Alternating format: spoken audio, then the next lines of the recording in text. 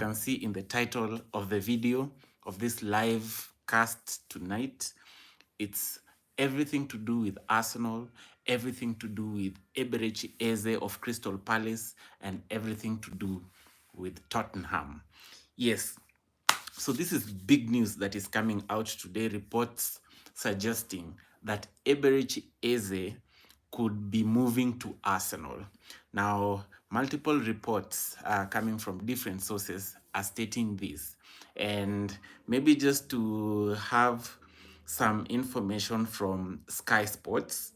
So Sky Sports, on Wednesday, that is 20th August 2025 at 21:34 UK time, says that Eberechi Eze transfer news. Arsenal close to agreeing deal as Tottenham Hotspur move to other targets. So Eze's release clause worth 60 million plus 8 million pounds in add-ons expired before the Premier League season.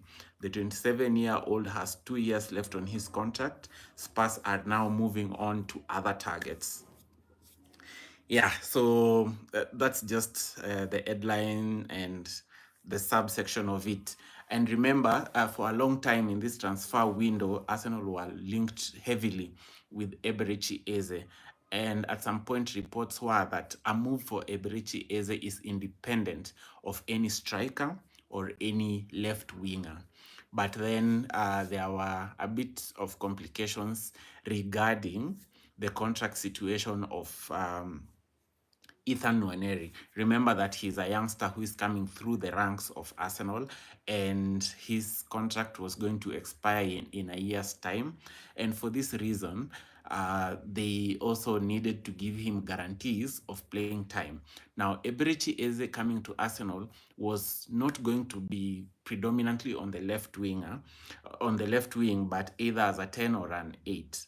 But then on that front, we are a bit stacked, and also Nwaneri is trying to break into the team. So if you bring Eberechi Eze into the team, then where do you find space for a youngster? And even for other youngsters that are coming through, they need to see a clear path into the Arsenal squad. But then reports also came out that man like Kai Havertz has had a knee injury and will be sidelined for a bit of time. And for this reason also, you have heard that Leandro Trossard has signed a new contract with Arsenal. So with this information, it could be the one that is maybe bringing in the renewed push for Eberechi Eze. And remember, Eberechi Eze was once an Arsenal player in the academy, and then he moved on to other teams, QPR, into Crystal Palace, and developed into one of the best players in the Premier League. And now, by the time, like in 2 weeks' time, 2 weeks ago or so, Tottenham were back for a move for Eberechi Eze. And then Arsenal was seemingly out of that race for Eberechi Eze. And then now it all seemed as if he's going to Tottenham, and everything seemed to have been agreed and all that, nini. And then now the big bomber drops tonight. So as I continue to read what Sky Sports are reporting, that Arsenal are close to agreeing a deal with Crystal Palace to sign Eberechi Eze. Tottenham Hotspur believe Eze wants to join Arsenal. Tottenham Hotspur believe Eze wants to join Arsenal and have moved on to other targets. So Spurs felt they had an agreement in place with Palace and Eze on Wednesday. Arsenal are pushing for a deal after they reignited their interest in Eze on Wednesday. As far as Spurs are concerned, they expect him to move to the Emirates. Yeah, so also maybe an addition, Eze's release clause worth 60 million pounds plus 8 million pounds in add-ons expired before the Premier League season started. The 27-year-old, who started in Palace's draw at Chelsea on Sunday, has 2 years left on his contract at Selhurst Park. Early on Wednesday, Spurs were considering offering Richarlison in a deal for Crystal Palace's forward Eze. That would in turn have freed up striker space to try and sign Yuan Wissa. Wissa is a Brentford striker who played under Thomas Frank at Brentford. Yeah, Wissa still wants to join Newcastle, who had a second bid rejected on Wednesday. Yes, so you have this information coming through from Sky and multiple news sources and journalists, credible people, and maybe from also Fabrizio Romano, who stated in part that Arsenal open talks to hijack Tottenham move for Eberechi Eze. Tottenham in advanced talks for days and also agreed personal terms, but Arsenal now re-enter into the race. Decision follows Kai Havertz's injury. Now Fabrizio is confirming this. Now follows, he could be also speculating as much as I am doing, not in any way comparing myself to Fabrizio Romano when we grow up. Anyway, Arsenal are on it with higher proposal to both player and Palace. So a final verdict to crazy story expected soon, but deal ongoing as the Athletic report, and that talks are underway. Yeah, so it could be because of the injury to Kai Havertz that is causing all of these things. And of course, judging by the first game that Arsenal played against Manchester United, they seemed a bit lackluster in front. We were a bit defensively minded on that pitch at Old Trafford. So Arsenal have a long-standing interest in Eze, who was previously on the books of the academy and has said he was a supporter of the club growing up. I think I have mentioned this. So Spurs were coming in for Eze after Morgan Gibbs-White chose to sign a new contract at Nottingham Forest, and they lost James Maddison to an ACL injury. Yeah, so I don't know what you feel about this news. Also, given Arsenal and Tottenham usually don't have a good history, dating back from maybe in my lifetime during the Sol Campbell saga, where he's referred to as a Judas up to this point. Tottenham Hotspurs fans absolutely hate that guy, and he was their captain, and we took their captain from them. So the North London rivalry is pretty rife over there, and I think for this reason, if Arsenal ends up signing Eberechi Eze, it could mean that Eze will have found a new enemy ground in Tottenham, because those guys will absolutely tear him apart. They will hate him. And for Arsenal, I don't know, for you Arsenal fans who are out there, how do you feel about this move for Eberechi Eze?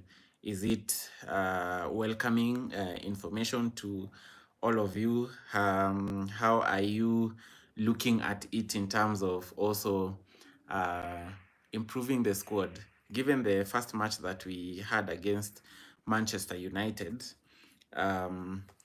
is there a place within the squad that you feel that he's going to improve Arsenal? Does he become a starter for Arsenal going forward? Does he become a bench player? Where does he fit in? If he's signed in the next official match that he debuts, does he start or anything of the sort? So it's interesting times to see, but also maybe just having a look at it. He could be deployed also on the left sometimes, but then you figure that we already have Martinelli in the squad. Leandro Trossard has already signed a new deal. Noni Madueke is also in the squad, and he I don't know, he could deputize Saka on one point or another. You have Ethan Nwaneri, who can deputize Saka or step in for Odegaard, and Eze can also step in for Odegaard. So interesting dynamics. After December, when Max Doman hits not 17, 16 years old, when he is eligible to sign a pro contract, wow, we will be stacked up front. That's how I am seeing it. But do we need a left winger? Of course, proposals out there for us to sign this guy. Who is this guy? Rodrigo from Real Madrid, but also, Man City is also in the race for Rodrigo. Where would he prefer to play? For me personally, I'd rather that he goes and plays for... No, let me not speak, because we're a bit short on the left wing. We're a bit short on the left wing. What does it mean for Tottenham going forward? Because Tottenham are improving from the way they have been playing, especially with the new manager, Thomas Frank, who is adaptable. He reads the game and sees where to make any tactical adjustments, as opposed to man like who? The Postecoglou, Ange Postecoglou, who was very adamant and rigid with the high line and playing one way or bust. Like there was no other tactics apart from just one specific way of playing. And for all of this, he had to work, even though he won Tottenham their first trophy in over 20 years, or close to 20 years. He's a hero for them, but of course now you look at how they managed to win. Finishing 17th is bad. It's bad. Like, you can't look at it in hindsight. It's very embarrassing for a team of the stature of Tottenham Hotspur. Not that it's big over here. It's obviously big in the UK, and also probably the Far East, thanks to Heung-min Son. Yeah, so there's that. And then, apart from Tottenham, now as they're looking for other signings, now it's just plan B. It's just plan B mode for them. But then also now for Crystal Palace, they held Chelsea to a 0-0 draw in the first matchup of the game week 1 at Stamford Bridge. If Eze scored a goal that was ruled out by VAR, and now looking at it, if Eze walks, then they'll need to find a replacement for him. Where do they go fishing?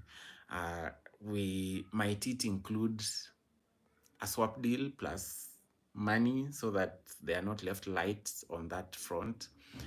Mark Guehi is also linked with a move to Liverpool. That would potentially mean that 2 of their star players would be leaving, and he's quite the cog at the defense. Where will they look to do what? To patch up the defense and also to fill in the Eze role. There was also some link to Arsenal for Antoine Semenyo. I don't know if those links are rife or they were just hot air, as it had been said once upon a time here in Kenya, though that's a political statement to put out right about now. Where do they go? Where do they start? Yeah, so I'd say this transfer window will drag on until the last day of the transfer window. I think a lot of things will be moving. There will be a lot of moving pieces that will most likely be seen, and especially even for other teams, let alone Arsenal. If you look at Liverpool's move for Isak, whoa, there's just a lot of drama surrounding that that transfer. Because maybe just yesterday, we were talking about how yesterday, now it becomes the day before yesterday, that the Premier League PFA awards were given. Mo Salah won the award, and what happened is that the team of the season was also named, and among the players that were named in that Premier League team of the season was Alexander Isak, but he did not attend the ceremony, but he sent out some message saying that, of course, you know the saga that is surrounding um, who Alexander Isak with a move to Liverpool, who are ready to break the transfer record in England. And this is what he said, that when promises are broken and trust is lost, the relationship can't continue. I firmly believe that change is in the best interest of everyone, not just myself. I am proud to be recognized by my fellow professionals with a place in the PFA Premier League team of the season for 2024-2025. First and foremost, I want to thank my teammates and everyone at Newcastle United who has supported me along the way. I am not at the ceremony tonight. With everything going on, it didn't feel right to be there. I have kept quiet for a long time while others have spoken. The silence has allowed people to push their version of events, even though they know it doesn't reflect what was really said and agreed behind closed doors. The reality is that promises were made, and the club has known my position for a long time. To now act as if these issues are only emerging is misleading. When promises are broken and trust is lost, then the relationship can't continue. That's where things are for me right now, and why change is in the best interest of everyone, not just myself. Change is in the best interest of everyone. That's including himself, Newcastle, Liverpool, everyone that is involved in this transfer saga. Yeah. Uh, so that was quite a bombshell, and he feels betrayed. So if you read this in isolation from Alexander Isak, you'd get the vibes that awase wajamfanyia poa. They have gone behind their deal, what they promised him and whatnot. But then Newcastle also came with with a rejoinder, and they say that we are disappointed to have been alerted to a social media post released by Alexander Isak this evening. We are clear that Alex remains under contract, so that no commitment has ever been made by a club official that Alex can leave Newcastle United this summer. We want to keep our best players, as also understand players have their own wishes. We listen to their views. As explained to Isak and to his camp, we must always we must always take into consideration best interests of the club, the team, and our supporters in all decisions. And we have been clear that the conditions of a sale this summer have not transpired. We do not foresee those conditions being met. This is a proud football club with proud traditions, and we strive to retain our family feel. Alex remains part of our family and will be welcomed back when he is ready to rejoin his teammates. Yeah, so Newcastle are saying that they listen to the views of the players, and uh, if their conditions are met, then they'll sell the player. But so far, they feel those conditions have not been met. And I think one of the things that you need to look at here is that there's an existing contract. Yeah. For me, I think players need some kind of education. This whole issue of gentlemen's agreements and all that. Of course, a man is as good as his word, but again, you need proof, because if there's an agreement of any sort, to prevent all of this, because Isak was supposed to even be an icon at Newcastle. Not that Newcastle is bigger than Liverpool or anything, but if he left in good standing, he will always be remembered at the club and then still go to play for a much bigger club to chase bigger ambitions. Yeah, so for me, I felt he kind of like shot himself in the foot there. Um, and of course, if he has an existing contract, he should, at the very least, as a gentleman, also honor the contract that he signed up for at Newcastle, because they are paying his salary, they are putting everything in place for him to succeed, and even for him to even be seen by potentially bigger clubs who want him. It's because Newcastle have created that condition for them to see it. Anyway, I don't see him playing for Newcastle ever again, and unless he's forced to, probably. But I don't know what kind of a reception he'll receive at St James's Park.